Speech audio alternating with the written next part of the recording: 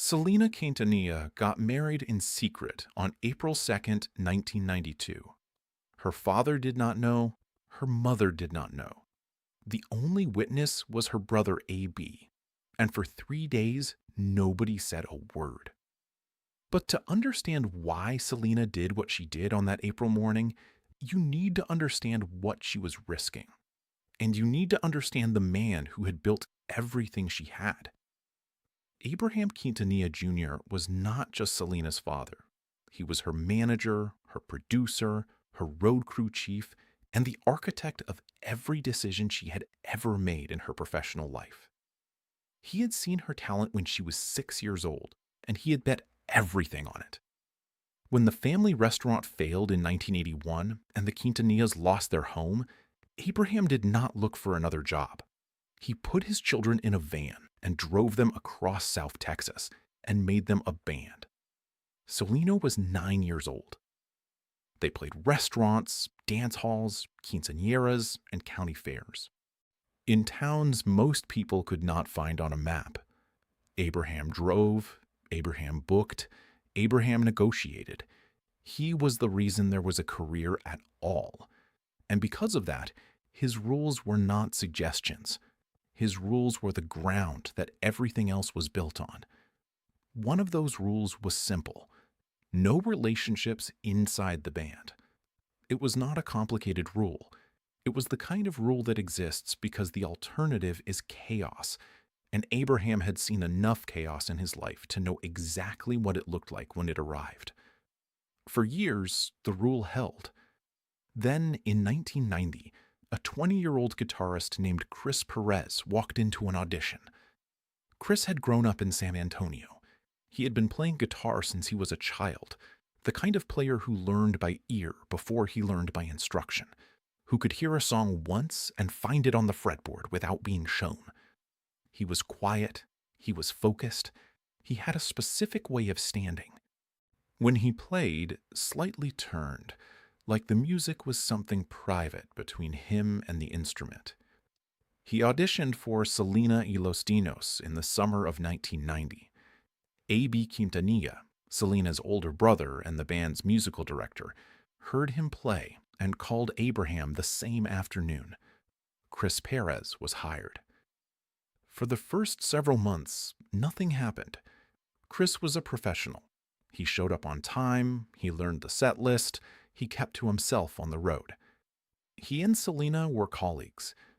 They were also, it turned out, two people who were spending a significant amount of time in the same van, on the same stages, in the same small backstage rooms in small towns across Texas.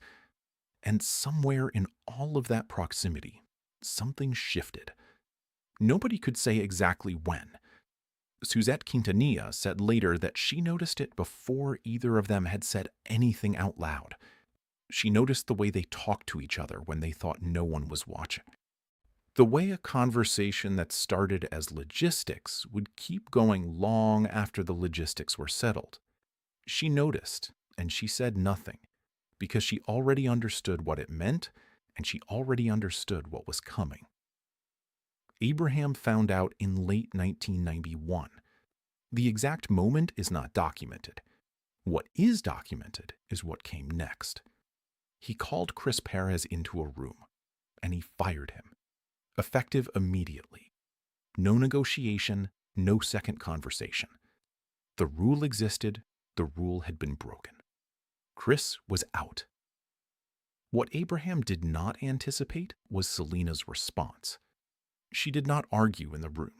She did not make a scene. She waited.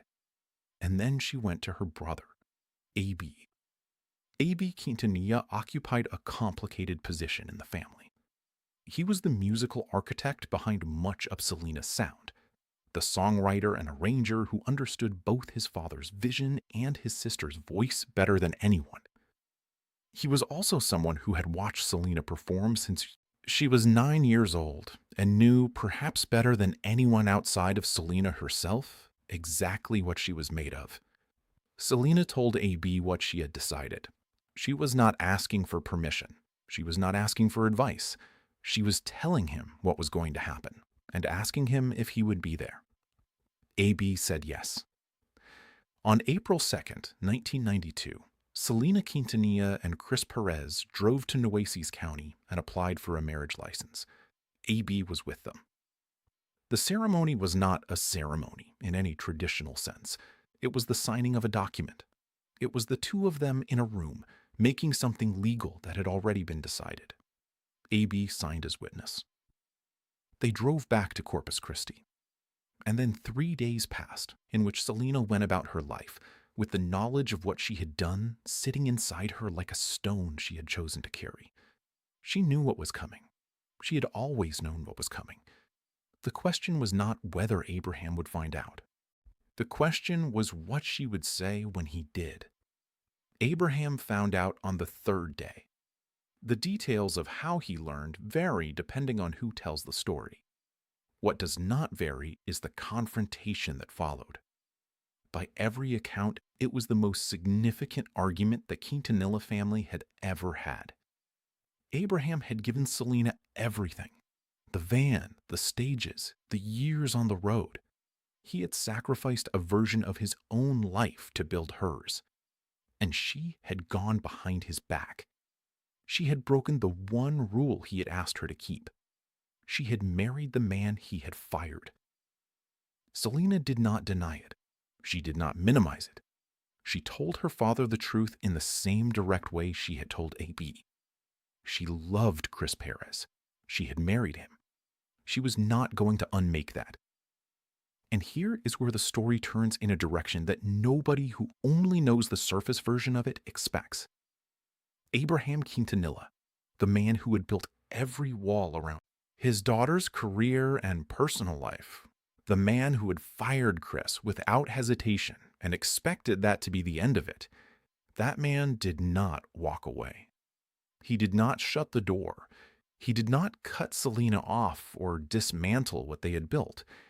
He did something that in many ways took more strength than any of the rest of it. He accepted it. Not immediately, not without pain, not without a significant period of adjustment that the family has described over the years as genuinely difficult, but he accepted it. Chris Pérez was brought back into the band. The rule that had seemed immovable turned out to be something that a father's love for his daughter could move after all. What changed Abraham's mind is something that has been described in different ways by different members of the family. Suzette has said that watching Selena during those 3 days, the certainty she carried, the absence of any doubt, made it clear that this was not a decision that could be argued with. Abram has said that his father understood, eventually, that Selena was not a child who had made an impulsive choice. She had thought it through. She had weighed it, and she had decided. Abraham Quintanilla had raised a woman who was capable of making that kind of decision. He had, in some ways, made her exactly this way. Chris Pérez became a permanent member of the family. He and Selena built a life together in the years that followed. They bought land outside Corpus Christi. They made plans for a house. They talked about children. They sat in the same van they had always sat in, on the same roads they had always traveled, and they were, by every account from everyone around them, genuinely happy. On March 31st, 1995, 3 years after that quiet morning in Nueces County, Selena was killed. Chris Pérez was on the road when he found out. He was 24 years old. They had been married for less than 3 years. In the years since, Chris has spoken carefully and rarely about what those years meant and what their loss meant.